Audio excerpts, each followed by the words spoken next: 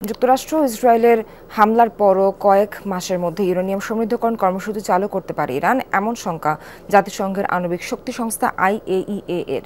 দাবি, হামলায় বেশ কয়েকটি পারমাণবিক কেন্দ্র ক্ষতিগ্রস্ত হলেও এখনও টিকে আছে কিছু স্থাপনা, যেগুলোতে থাকা সেন্ট্রিফিউজের সাহায্যে খুব শিগগিরই ইউরেনিয়াম সমৃদ্ধকরণ করা সম্ভব।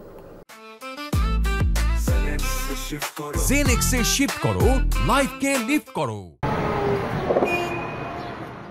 ইরানের গুরুত্বপূর্ণ সব পারমাণবিক স্থাপনায় দফায় দফায় ইসরায়েল হামলা শুরু করে 13 জুন। পরে যুক্ত হয় যুক্তরাষ্ট্র। টার্গেট ছিল সবচেয়ে প্রসিদ্ধ 3 নিউক্লিয়ার ফ্যাসিলিটি। দুদেশই দাবি করে ইতিহাসের অন্যতম সফল অভিযান এটি, যাতে গুড়িয়ে গেছে তেহরানের সকল পারমাণবিক প্রকল্প। অথচ এখন IAEA বলছে পুনরায় সেই ইউরেনিয়াম সমৃদ্ধকরণ কর্মসূচি চালু করতে যাচ্ছে ইরান।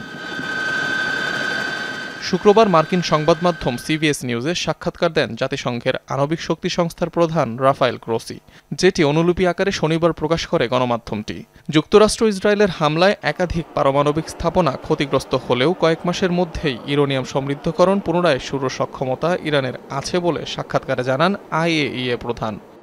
তাদের যে সক্ষমতা রয়েছে তাতে বলাই যায় কয়েক মাস অথবা তারও কম সময়ে ইরান সমৃদ্ধ ইউরেনিয়াম উৎপাদন আবারও শুরু করতে পারে। খোলাখুলি বলতে গেলে কেউই দাবি করতে পারবে না যে হামলায় ইরানের সকল পরমাণু স্থাপনা গায়েব হয়ে গেছে।